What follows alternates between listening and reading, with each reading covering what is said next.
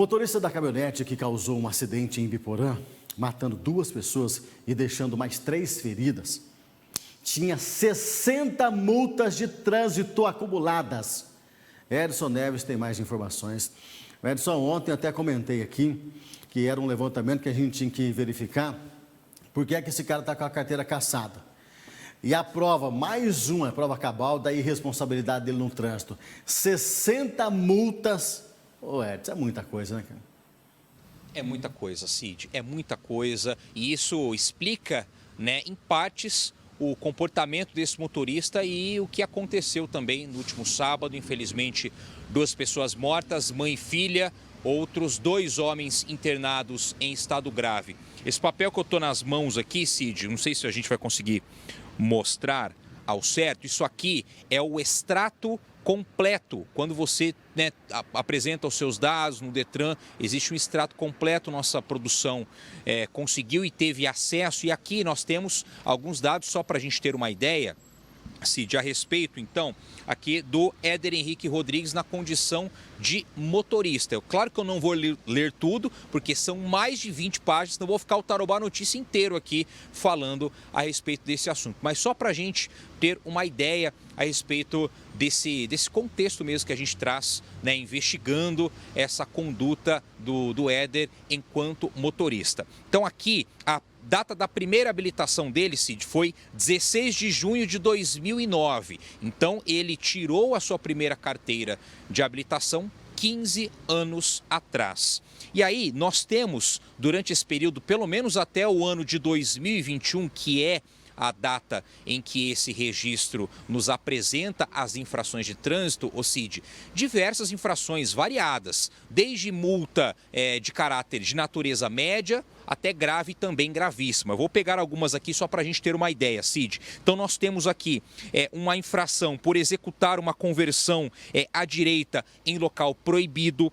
Nós temos aqui multas por excesso de velocidade e aí nós temos os graus, Cid? Até 20% da velocidade máxima permitida e nós temos outras multas também de 20% até 50% da velocidade permitida, que inclusive já é uma multa considerada gravíssima. Nós temos outras aqui também no sentido de estacionamento irregular, ou que você está num lugar que você não pode colocar o carro, ou multa por estacionamento rotativo. A primeira multa dele foi no ano de 2010, praticamente um ano depois que ele tirou carteira, porque ele estava trafegando por uma rodovia federal, Cid, com os faróis queimados, Isso, claro, era uma infração.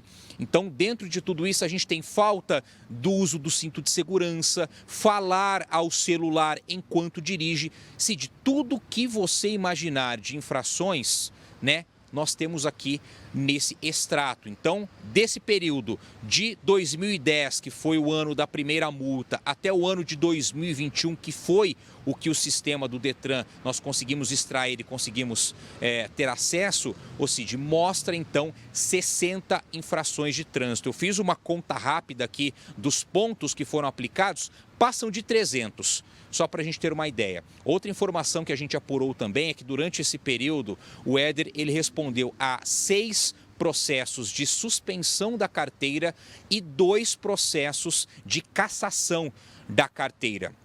A cassação dele, como a gente já tinha trazido essa informação na programação da Tarobá, ela estaria cassada até 12 de maio de 2020. Ainda é informação que consta, por exemplo, no sistema da Polícia Militar. Então, já há 4 anos que está o Éder na condição de condutor inabilitado e essa situação não muda. Esse papel aqui mostra os prazos para apresentação de defesa, da justiça ali relacionada às infrações de trânsito. Enfim, tem muita coisa aqui que acaba explicando em partes também o que aconteceu no último sábado, irresponsabilidade, diversas infrações e que mais uma delas acabou vitimando mãe e filha. Edson, com todos esses levantamentos aí que nossa equipe de reportagem conseguiu averiguar, com certeza absoluta também a Polícia Civil já tem esses detalhes.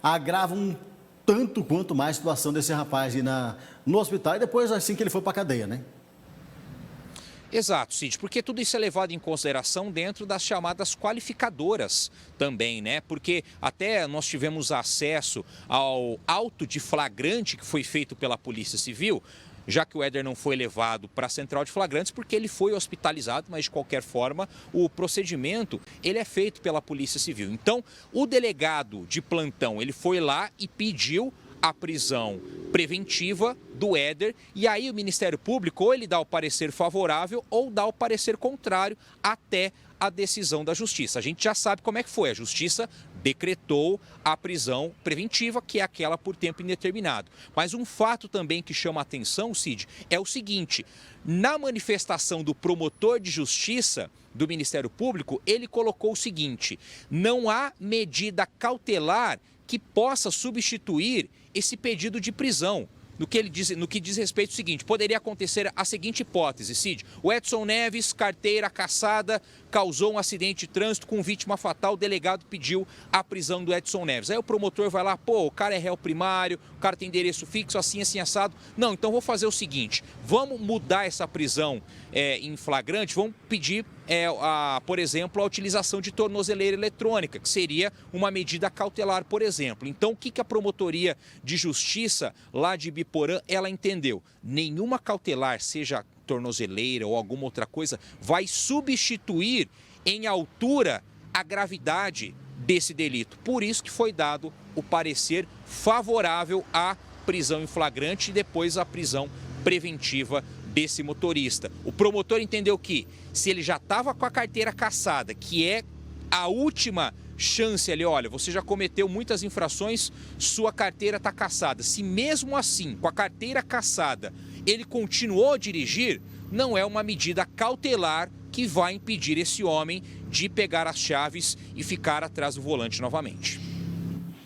Maravilha. Edson, inclusive outro detalhe também é que ontem, a mulher desse motorista, ela chegou a prestar depoimento na delegacia, dando detalhes ali, ela não tinha, junto com o motorista não tinha ninguém, né? Ele estava sozinho.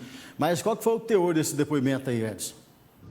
Exato, Cid, já aproveitando para falar desse assunto, né? Novidade dentro desse caso. Então, a esposa do Éder, ela prestou depoimento ontem por volta das 4 da tarde, lá na delegacia da Polícia Civil de Ibiporã, e nós separamos 2 trechos para trazer para você, Cid, para quem está acompanhando o nosso Tarobá Notícia. O primeiro trecho que nós vamos colocar agora é quando a esposa do Éder, ela foi questionada sobre os fatos em si, o que teria acontecido antes, qual foi o contexto que culminou na morte das 2 mulheres. Vamos acompanhar.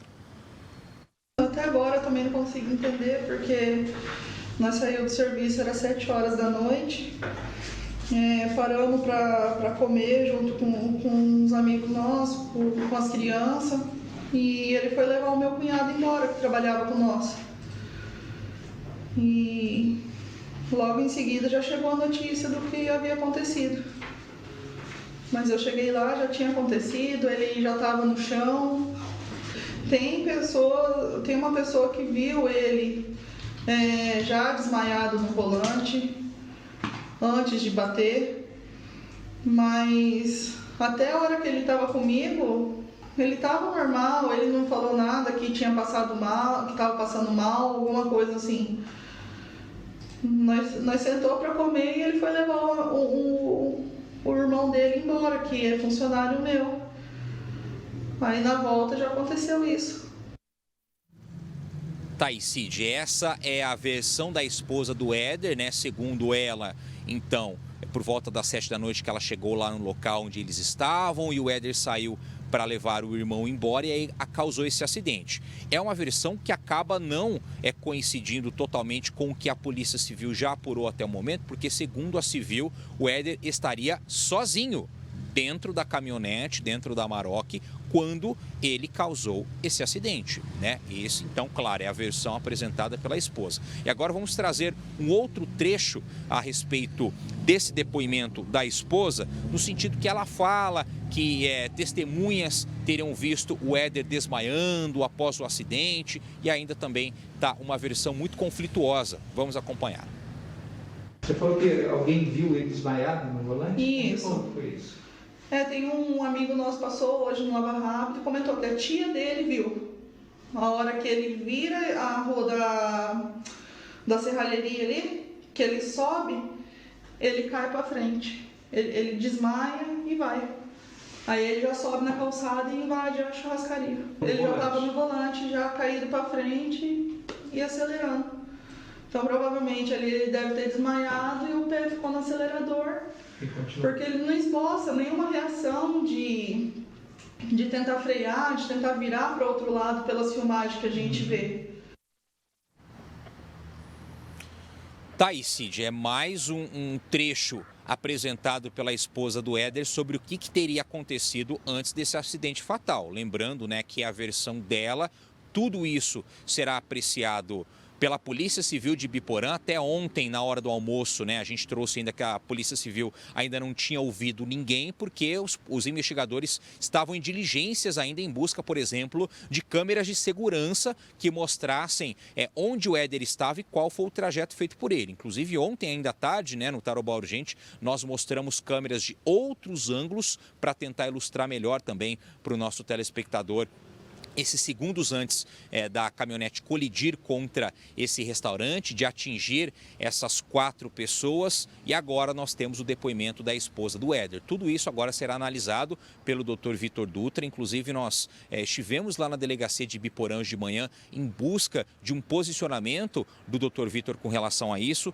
E aí nós recebemos a informação de que ele não iria atender a imprensa neste momento. Até nós temos um grupo de WhatsApp entre delegados e profissionais de imprensa e nós fomos informados, inclusive, né, Cid, que não há novidades sobre o caso em questão. Segundo o Dr. Vitor, ele diz que entende a importância de manter a imprensa e o público informados e que a Polícia Civil de Ibiporã está comprometida em divulgar qualquer atualização relevante assim que possível. Ele também destacou, né, o volume de chamadas recebidas, né, quer dizer, toda a imprensa também em busca dessa atualização, só que isso, segundo ele, tem impactado diretamente no andamento das investigações. Por isso, ele pediu um pouco de paciência para a imprensa aqui de Londrina e também de Ibiporã, né, para quem está atrás desse caso nesse sentido. E aí que quando tiver novas informações, nós seremos avisados pelos canais oficiais de comunicação da Polícia Civil